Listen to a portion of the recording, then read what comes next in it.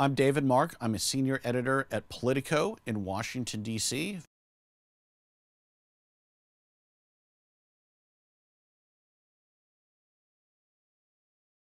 The role of the internet and social media has grown tremendously over the last 4 years.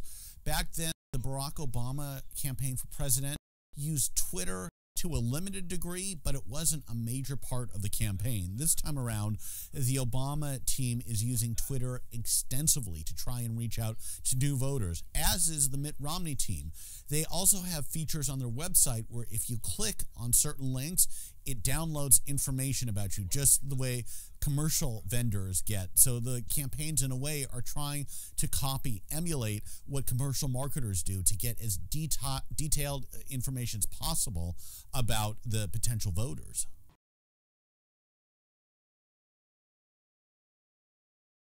I think the biggest difference between the candidates is more on domestic issues rather than internationally. Mitt Romney suggests he wants to cut back on federal spending, cut taxes. Well, President Obama says that he wants to raise taxes on the top 1% of earners to pay for social programs for others. President Obama also favors more stimulus spending, generally a more activist approach to government that Mitt Romney is against.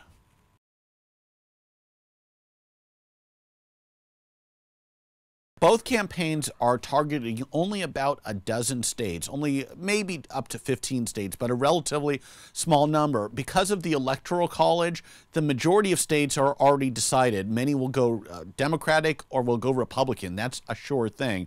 So there's a key segment of states that are really important. Pennsylvania, Ohio, Florida, Virginia, Colorado, and some others are where both candidates are spending the bulk of their time and resources. Even within those states, they're going after a relatively small pool of voters, many of them first-time voters, younger people, also female voters, basically those who are independent, those who can be persuaded to go one way or another.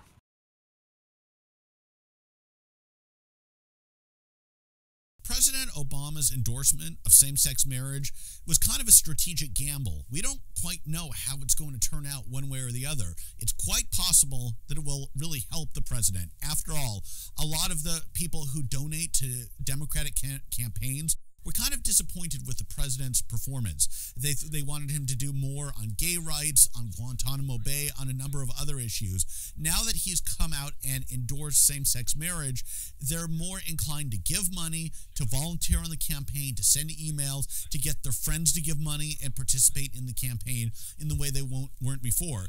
The potential downside for the president is that even though opinion polls show about half the public supporting same-sex marriage, those who oppose it are quite vocal and passionate, and every time it's been on a state ballot, it's lost 32 out of 32 times. So I'm not sure that the country has evolved quite as much as many of his supporters think. I happen to believe it's going to be a wash. It probably won't actually make that much of a difference on Election Day.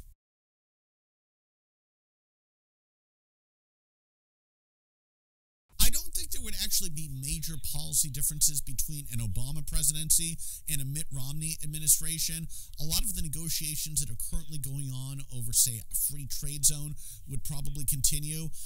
The biggest problem Mitt Romney would have is that he's badmouthed Europe in many ways. He suggested that it's indicative of high social spending, of a lack of austerity programs, and I think he would have to make some efforts to kind of make peace with European leaders.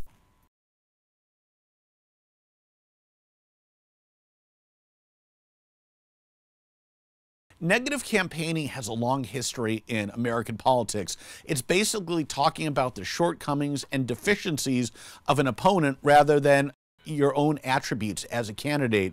It's done quite often when a candidate realizes that their own popularity ratings are not likely to rise, to go up anymore. So all they can really do is then tear down the other side. I think negative campaigning in many ways is actually kind of positive. It brings out a lot of issues that the candidates would not otherwise want to discuss and talk about. Like any job applicant, political candidates tend to emphasize certain things on the resume and sort of gloss over or skip others entirely. So I think it's important to have an opposition there willing to fill in the gaps and provide facts that the candidates themselves don't really want to talk about, whether it's a scandal, their voting history, or something else.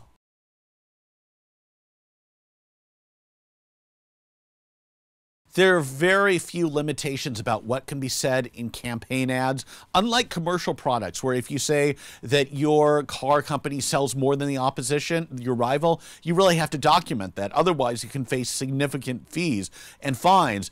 In political campaigns, almost anything goes, and it's really up to the individual voters to make up their own minds and decide who's telling the truth and who's not.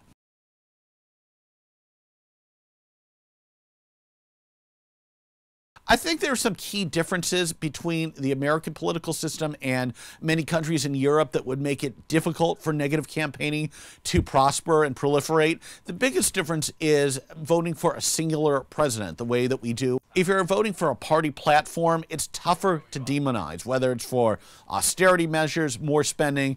That's more abstract. If you can go after a specific person, you can dig into their personal life, their scandals, other things like that, where it's really personalized in a way that it's much tougher to do in a parliamentary system.